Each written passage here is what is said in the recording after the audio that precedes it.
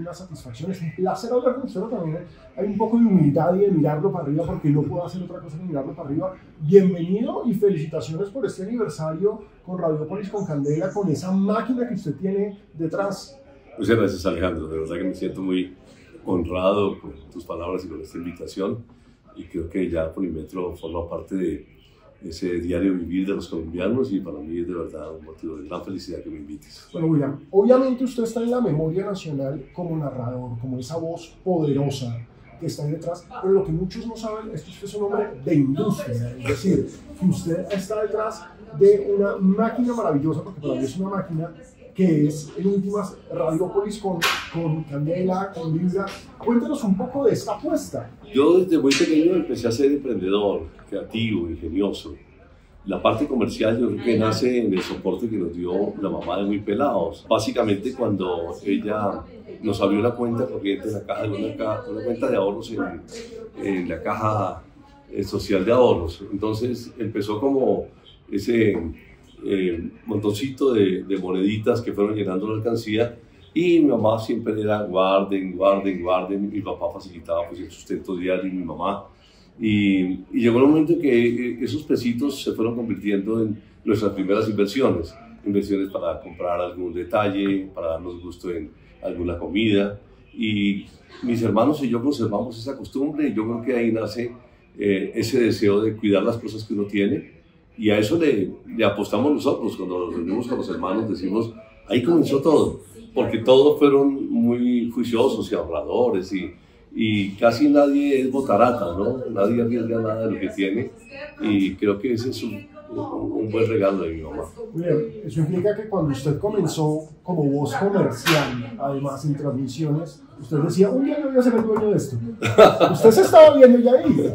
Yo empecé comprando espacio, entonces después de que me contrataron como locutor, empecé a ingeniarme la posibilidad de ganar un poco más de dinero, ya no como empleado, sino comprando espacios para yo, consiguiendo los comerciales, pues pagarme a mí y lógicamente pagarle a los compañeros que estuvieran en la transmisión. Esa idea le fue llamando la atención a don Germán Tobón, el gerente de Todelar, y después de ese momento ya era más rentable para mí comprar espacios, transmitir, vender los comerciales a los diferentes clientes y pagarle a mis compañeros. Ahí fue un poco la independencia en la radio, cuando empecé yo a ser un pequeño empresario de la comercialización de eventos, y ya el sueldo pues era menor que el que yo estaba recibiendo, y eso me llamó más la atención. William, la apuesta de Candela, una emisora de música popular, que antes era tropical, pero yo ya no la considero tropical porque es lo que suena, lo que gusta, y además los clásicos. ¿Cómo surgió? Nace justamente con lo que tú comentas, porque antiguamente las emisoras tenían cada una su definición musical. La emisora vallenata, la emisora de rock, la emisora de pop, la emisora de balada, la emisora tropical. Y lo que hicimos junto con mi hija, que ha sido como el equipo con el que he formado Radiópolis, es tocar los éxitos de los diferentes géneros musicales y establecer esa mezcla a partir de lo que la gente está escuchando, sin distingo de edad ni distingo de clase.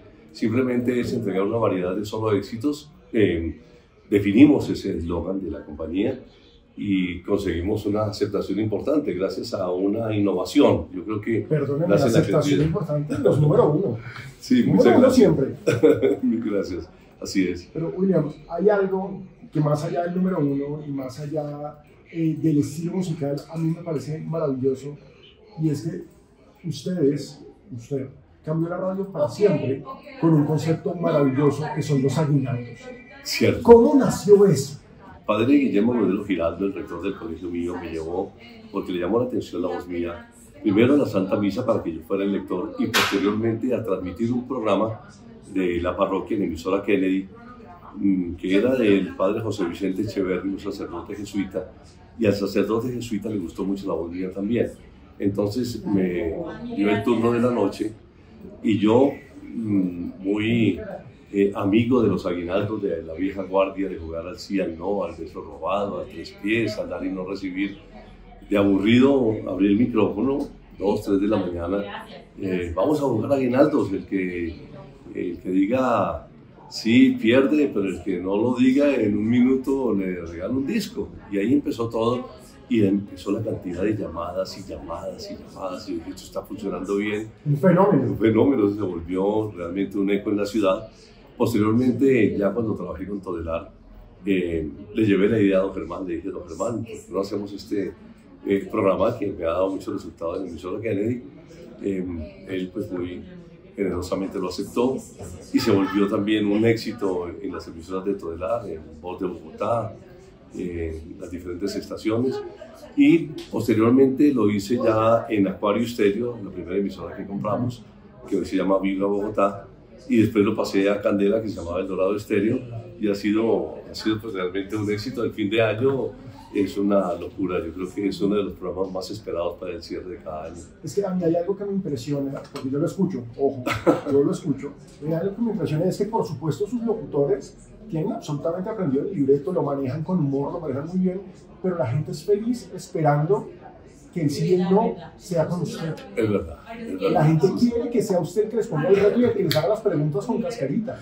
Nosotros tuvimos que empezar, dado el éxito del programa, ya no solamente la novena de Aguinaldo, los 9 días que anteceden al nacimiento de Jesús, sino que empezamos desde el 1 de diciembre, después el 1 de noviembre y ahora estamos arrancando prácticamente desde octubre. Pero tienes toda la razón, sin ánimo de ser pretencioso, pues la gente espera que lleguen esos 9 días, que es donde aparezco yo y donde ya pues nos gozamos el cuento con humor, con regalos, con detalles y con las caídas de la persona, porque uno siempre está pendiente, lo van a hacer caer, no lo va a hacer caer, y hasta que le ponemos la cascarita para que caiga y la gente se divierta. Hay una vaina que me parece muy bonita de todo lo que hemos hablado, y es que evidentemente se habla de una empresa familiar con sus hermanos, pero también la apuesta con Karen. ¿Cómo es trabajar con ella? Ella dice, mi papá, mi jefe, ¿cómo es este manejo? Porque en últimas es la hija. Cierto. Ella siempre que se refiere en tercera persona habla de el jefe. Y a mí sí, papito, tal cosa, otra cosa, pero ha sido una bendición contar con ella porque desde los primeros años de que ella llegó al mundo, me ha acompañado en una cabina siempre, las cabinas de Todelar, las cabinas de Caracol, las cabinas de las empresas nuestras ahora, y me encanta que no obstante de su profesión, que ella es abogada, empezó a enamorarse de la radio y empezó a sentir ese sabor por la radio y aportó también la llegada del internet, la llegada de la digitalización de los medios, la llegada del mercadeo, tantas cosas a las cuales nosotros en la radio tradicional no le apostábamos, pero creo que le dio esa inyección de juventud y de creatividad que ha fortalecido mucho la empresa. Bueno, son 50 años de los Aguinaldos, por supuesto menos años para la familia Radiopolis, pero ¿qué viene en el futuro para la industria radial y para ustedes en particular? Nosotros hemos encontrado en la radio que vimos que con la llegada del internet iba a desaparecer mucho la radio, como sucedió en un país europeo. Pero por el contrario, llevó nuestra señal a otras fronteras. Y ya uno lo tiene en el celular, tiene la radio, y en cualquier parte del mundo no solamente puede escucharse la señal de la radio, sino que también originamos desde cualquier parte del mundo, conectados simplemente a un computador y tenemos la señal. Yo creo que hoy por hoy nos direccionamos mucho hacia la digitalización. No puede faltar la creatividad. Estamos haciendo alianzas con grandes empresas que motivan el mercado tanto de las empresas que nos acompañan como de nosotros y todos los días le estamos apostando a diferentes ideas. Yo creo que se ha abierto un mundo ilimitado y no sabemos hasta dónde vayamos a llegar en la radio.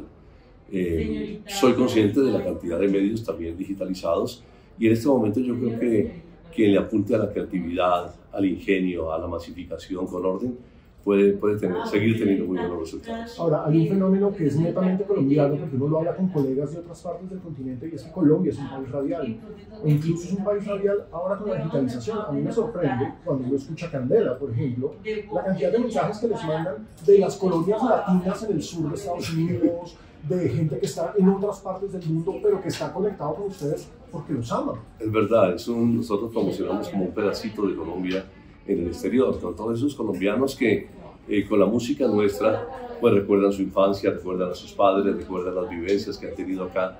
Y para nosotros es sorprendente también desde diferentes partes del mundo encontrar esos saludos, esos recuerdos, esas anécdotas. y uno lo siente en el exterior. Estando en el exterior también uno quiere vivir conectado y no desconectarse de ese país que le vio nacer. Y creo que día a día se multiplica más la cantidad de oyentes en el exterior, fenómeno que nunca teníamos anteriormente. Eso es novedoso para nosotros. Ahora, William, voy a cerrar un poco el capítulo industrial para hablar de algo que yo sé que todos los seguidores de Publimetro quieren que hablemos, y es el fútbol. ¿La narración ya quedó en el pasado? ¿Ya fue? ¿O de vez en cuando, como pasa a veces, que con Pacho se sientan y hacen locuras? Nosotros, cuando vemos que hay posibilidad de comercialización, de encontrar un buen nivel de rentabilidad, transmitimos los partidos de la Selección Colombia, y cuando los propietarios de los derechos no son tan complicados porque el valor es muy alto. Pero cuando vemos que realmente podemos conseguir una rentabilidad interesante, pues los transmitimos. Entonces, antiguamente yo transmitía los partidos por televisión y era pues un empleado de Caracol, de Costa Rica, que compartimos tantos años. Ahora pues soy como el propio jefe de esta compañía. Antes yo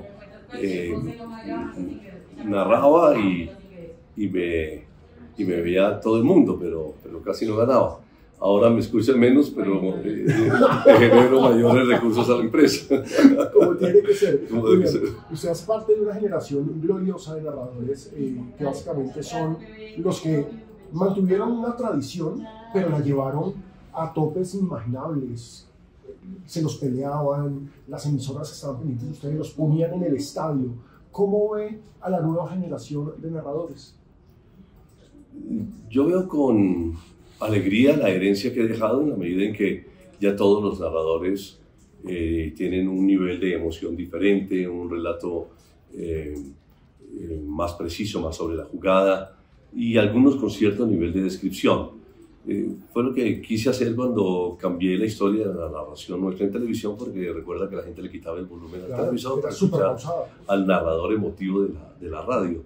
Cuando llegué y empecé pues, a transmitir de un televisor con las limitaciones que hay en Hidravisión en aquella época y unos focos que casi nunca dejaban ver la señal de la imagen, empecé a ingeniarme una serie de trucos, como ponerle música, como inventarme frases para tener la oportunidad de ubicar muy bien al jugador, y mientras iba rellenando un poquito, pues no engañar al televidente diciéndole Willington, y el que la lleva pues es Hernández o Cárdenas u otro jugador. Creo que eso ha hecho carrera, y hoy por hoy me siento feliz cuando escucho a los colegas que ya su estilo de narración es distinto a los de los antiguos colegas. Esa es una parte que me parece importante. Creo que ha cambiado el gol ha cambiado. Nosotros antiguamente teníamos un gol más corto y más descriptivo. Antes era gol de Colombia, pega en el palo por la derecha y en el medio campo de delantero y remate, el arquero vuela y la bola se va al fondo. Más o menos lo que hacíamos nosotros siempre. Ahora hay un gol muy largo, gol de Colombia, y el comentarista decir realmente lo que sucedió en el terreno de juego. Es tal vez una de las pocas variables que yo veo, pero siempre con una admiración muy grande, como lo hay en casi toda Sudamérica, de nuestros narradores que han tenido pues un reconocimiento importante a nivel internacional. Usted y Adolfo hicieron una dupla que marcó una época y que marcó leyenda. En todos estos años de narración, ¿cuáles fueron esos comentaristas con los que se sintió más compenetrado? Con Adolfo, como tú lo mencionas, tal vez por la cantidad de partidos que hicimos y porque tuvimos oportunidad de disfrutar la época de oro de la Selección Colombia. Entonces recorrimos gran parte de los estadios más importantes del mundo. Era muy particular la Selección Colombia porque tenía unos personajes con sus cabellos, con sus entregas, con sus compromisos. En cada posición había un gran jugador. Entonces fuimos, yo creo que una imagen, un referente para el país en esta dupla. Trabajé mucho tiempo también con Hernán Peláez. Me parece que Hernán es y sigue siendo afortunadamente un tipo muy centrado, muy anecdótico, de una gran memoria, y genera mucha credibilidad y mucho cariño. Javier Hernández Bonet, con el que tuve la oportunidad de compartir muchos partidos también, fuera de ser un gran comentarista, es un organizador, un directivo, un planificador. Y eso también le permite a uno desempeñar su trabajo básicamente en la parte de narración y concentrarse en la misma. Y bueno, creo que estuve con todos y todos me dejan gratos recuerdos como grandes profesionales. Hay una historia que para los que trabajamos en esta industria es absolutamente inolvidable y estoy seguro que usted tiene 1000 de ese estilo, pero necesito que nos confirme o nos niegue si el legendario gol de Freddy Rincón sí fue cantado por William Minascoche o no. Esa anotación se presentó pues ya en el minuto 47, ya se iba a acabar el partido, Libaski nos acababa de hacer un gol y yo la verdad entro con todo a narrar ese gol, al pase de Valderrama y la definición de Rincón. Y yo grito gol, gol, gol, gol, Colombia, gol, gol. Y sostengo ese grito por varios minutos. A mi lado estaba mi hermano y él de la emoción cogió el micrófono y dijo, ¡mi patria querida! Y, pero ¿qué le pasó? Dios mío. Mi patria querida es de su hermano. Ese es de mi hermano, sí, es mi patria querida. Y hasta ahora te lo confieso a ti que recientemente tuve oportunidad de charlar con colegas y me preguntaron que si era cierto. Y dije, sí, ¿y por qué no lo dijo en su tiempo? Yo les decía, no, porque hubiera contratado a mi hermano y no me contrataron a mí. Pero sí, fue una anécdota, no sé si porque me vio ya que yo no daba más o de la misma emoción de ver el triunfo de Colombia. Bueno, quiero cerrar esta entrevista hablando del universo de Radio López. Por un lado está Candela, que es este monstruo popular, querido por la gente, amado, los amarillitos, todo. Por el otro lado está Vibra con un perfil totalmente diferente. Cierto. ¿Qué podemos contar de Vibra, que es un perfil más joven, más ejecutivo y en el que inevitablemente se nota la mano de Karen?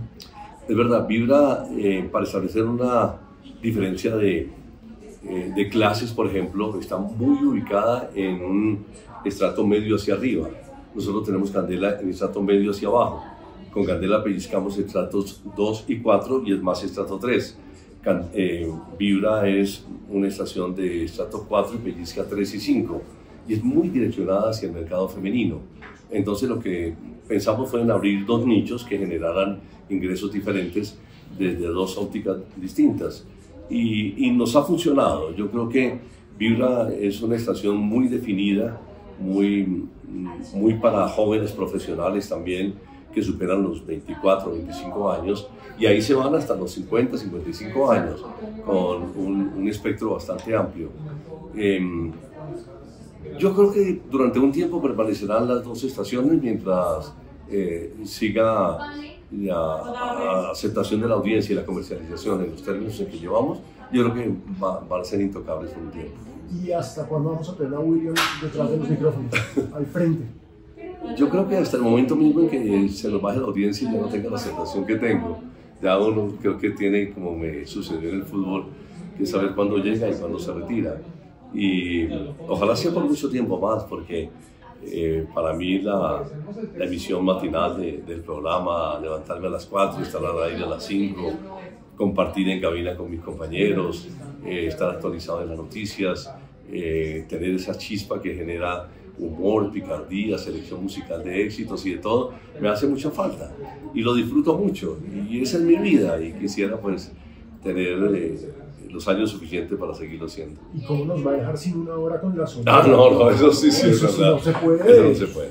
El programa sí, de mayor tradición musical en la radio de nuestro país, cumplimos ya 51 años y un programa que no obstante la música de la vieja guardia de la década del 50 y del 60, pues sigue, yo creo que recordando a las nuevas generaciones lo que escuchaban los papás y los abuelos y el nacimiento de agrupaciones que emulan a la Sonora como el mismo Alquimia y de todo, pues le da vigencia a esta serie de música que tiene una extraordinaria calidad y unas letras impresionantes. William, muchísimas gracias por estar en Publimetro, es un placer para nosotros y un honor tenerlo acá.